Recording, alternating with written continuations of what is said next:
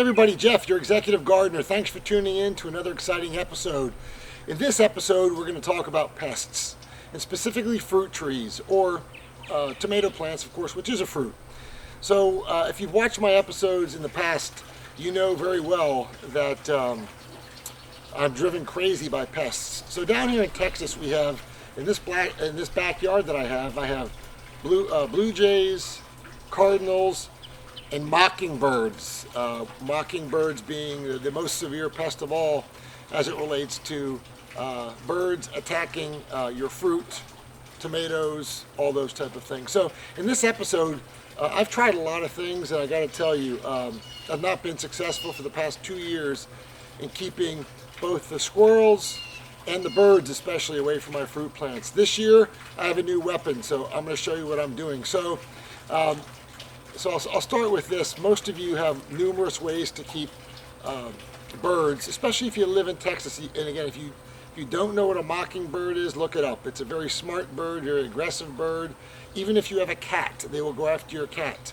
But they're very smart, and they figure ways to get to your fruit. So some of you have that tape, that shiny tape, and you can hang it from your tree or hang it from your tomato plants. It doesn't work in Texas. It doesn't work at all.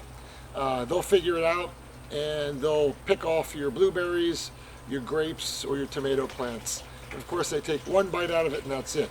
So the second thing I see a lot of people is they hang CDs. So they think that this shiny part hanging from a tree will keep away the mockingbird, the blue jay, or the cardinal, or any other aggressive songbird. And not so much here. Again, they'll figure out that that's a CD hanging there after they stare at it for 2, 3, 4, or 5 days, and then they'll wipe out your crop completely.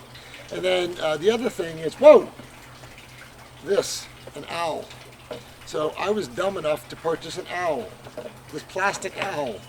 So what you can't see from there is that what the birds do is they sit on top of its head, and then they eat the grapes and the blueberries and so forth, and there's a bunch of bird doo-doo on top of the head.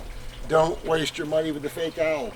You're smart enough to figure it out, the bird's smart enough to figure it out. It's fake. Some people say, well, move it around every few days. Look, they still know it's fake. Listen, guys, from there you can hear this. It's fake. Doesn't blink its eyes, doesn't make any noise, and it sits in one place for an hour or two. Mockingbirds will figure it out. Look, I can even spin this thing around. That's how fake it is. Don't waste your time on a fake owl. So in this episode, I'm going to show you what I've used. And I'll show you. Here it is. I got from Glacier Valley online. I got some mesh. So I bought 1,000 or 2,000 mesh bags. And let me give you a close-up of this so you can see. So when you go to the store, you buy grapes in the store, and they come in a mesh bag that looks like this. Okay? That's a simple mesh bag.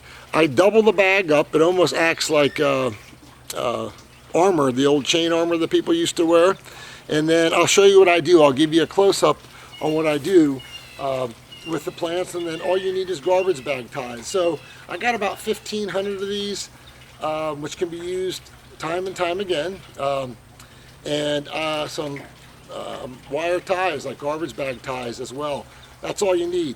Let me get from in front of the camera, get behind the camera, and I'll show you what uses I'm using these bags, mesh bags, and these ties for, and how it's my goal to keep the birds and the squirrels off my fruit. Stay tuned. Let me get behind the camera and show you what I'm doing. So you've seen from previous episodes on the Executive Gardener channel that I do have a virtual orchard back here. So what you're looking at here is my apple tree. So I do have a lot of apples, and again, watch my previous episodes. This is about the only apple that will grow in Florida or Houston. It's called the Ann apple and the Dorset golden apple. So here it is. So one of the problems I've had in the past is the birds, not so much, but the squirrels like to run against the fence that's along there, and they like to go after it. So I've done two things. I've got live traps all over the place that you'll see there that I relocate squirrels, and I have some bait as well to get rid of the squirrels. So for the most part, this seems to be working so far, but just to make sure, I'm going to use that mesh bag. And let me show you what I do. It's pretty simple. So if you'll take a look at there's the mesh bag. I've doubled it up, and I simply put the bag around the end of the branch, and inside you'll see there's 5 pieces of fruit, 5 apples that will grow big. The great thing about these bags is that they do stretch. So just like in the store, they stretch a good amount. In addition, as you'll see, I've doubled it up. There's holes in it, so it allows the fruit to breathe, so the fruit grows appropriately, healthy and so forth. Rain can get through, etc. But it's not like a plastic bag or a paper bag, where a paper bag with the rain we have down here will fall off in a second. And then what I do is I just, at the top here, I cinch it with the garbage bag tie. Now, because this is a branch, that branch the fruit's on is really not going to grow. So it's not like you're going to cut it off like a tomato plant, but that's what I do. So I've already started. Now this takes a little bit of time, and typically in an apple tree here, fruit comes in 3 or 4 at a time. So you'll see another one here, plenty of room to grow, 3 or 4. And then down here, I've got a clump there, another one there, and another one there. So I've got some work to do, because as you'll see on the tree, I've got plenty of other fruit that, quite frankly, I haven't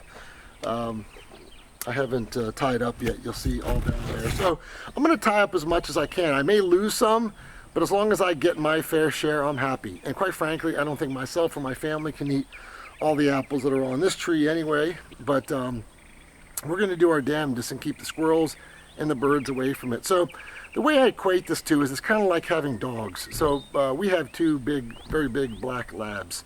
And when anybody gets near the door or near the front yard, they go nuts. And they bark and they so forth. So they're very protective of us.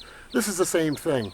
So if you have the dogs in a house, people looking to burglarize a house are just going to go on to the next house. They're not going to mess with it. It's the best alarm system you have. I equate this to the same thing. By taking the extra time and putting this kind of mesh armor around this, again, if a squirrel works hard enough, not a bird won't be able to get this off. It's too tight. They're just not big enough. But yeah, they probably could do it, but there's other fruit that they could get at. They probably will move on and leave this alone. So again, the squirrels aren't so much a problem as the birds, so that's what I've done there. So let me show you what I'm doing with my grapevines, and again, this should hold great. See, it allows it to breathe, and there's apples, and as they grow, the bag will stretch. So let me show you my grapes. So here's my grapevine. This is a black Spanish grapevine. So the grapes are actually really small right now, so as you'll see, they're not even near where they're going to be. So if you see them, this is my hand obviously. Let me focus in here. Very small grapes. So these come in bunches. You'll see they're quite frankly all over the place back there. You know, all over here and so forth. So the birds really aren't interested in the grapes at this size. Once they get big, just like a tomato, and they start turning color and juicy, they will get bigger. Now, the vine part that holds this bunch will get bigger as well. So what I will do, and I did one over here, I'll show you, is it's kind of exaggerated because it's not that big, but I did the same thing. So I put this mesh around the grape, and again, there's plenty of room for this to grow, and then I put the tie at the top to tie it down. So the bird virtually cannot get. They may be able to get to some of the outside grapes, but if you double mesh it, I think you're going to be pretty good. It's a lot easier than, quite frankly, again, I keep going back to the mockingbird. They're very smart. I could try to net this entire vine that goes all the way down my fence, but it is nearly impossible because a mockingbird will figure out how to get in there. So I'm going to try to mesh bag, like you just saw, as many of these grapevines as possible. Excuse me, grape clunches as possible. Again, I've got some time to go because they're just not the size yet. But I will try to keep my fair share of the grapes so we can have a delicious batch of wine. I also have table grapes that will do the same thing, but we got a little time to go, as you'll see there from the grapes. So the other thing you can use it for is blueberries. So birds love blueberries, same thing.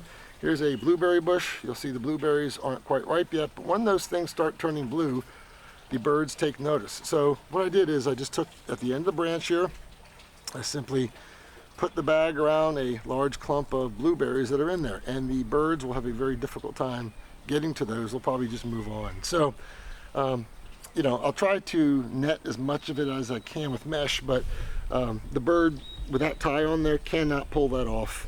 And again, they may get a few, but they'll probably get frustrated and move on to the neighbors and so forth. So this worked well for my blueberry plants as well. And then let me show you one last application I use this for, is my tomatoes.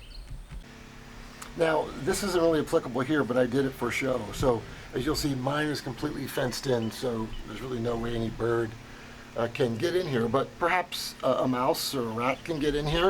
And I've actually figured that out too, because I have rat traps throughout this as well. But again, we want to keep the pest away. So simple, same application.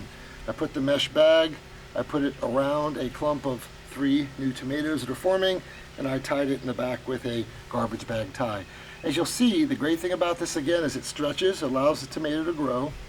They can breathe, plenty of air getting through, water gets through, but also, as you'll see, there's other buds in there, there's flowers that will turn to tomatoes. So it allows the entire bunch to grow together without, in this case, mice or birds, if you have a tomato plant that's outside going after the tomatoes. So it works really well in all situations. Now, what I didn't show you is I do have nectarine and plum trees in the back, and the same thing as well. Use this mesh bag to go around it, tie it off with a garbage tie, and you're in great shape. So give it a try. I'll give the link to this company, Glacier Valley. I think again you can get about 1,000 of those bags or so, mesh bags. Again, the ones you buy in a store, grapes in a bunch in a store, and I think it's about $45. But again, they can be used year again. You know, the garbage bag ties, I got $6 for 1,000, very affordable. But again, it may be impossible for you to protect everything, but if you keep 75% of your crop and give the birds 25%, I think you're doing pretty good if you've grown enough food. So this is a quick tip. I hope you find this helpful. Go out and get yourself these mesh bags, relatively affordable in the garbage bag ties, and then do away with the pests. Help yourself. Again, the CDs, the shiny tape, and the fake owls are an issue. Beware the mockingbird, the blue jay, and the cardinal. So that's this episode from the Executive Gardener channel. I hope you've enjoyed. Please subscribe if you have not to this channel. We'd love to have you as part of our community here, or pass it on to a friend that enjoys gardening and quick tips around their garden. Hope you guys have a great week. Bye.